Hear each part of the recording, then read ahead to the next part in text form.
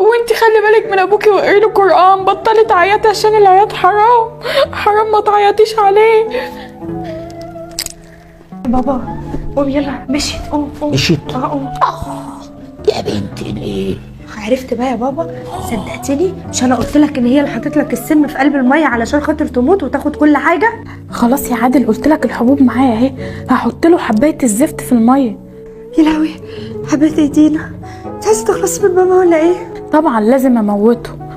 ايوه، امال هو هيفضل قاعد على قلبي كده وانا مش طايله حاجه من الورث بتاعه، وندى هي اللي قشه كل حاجه في كرشها؟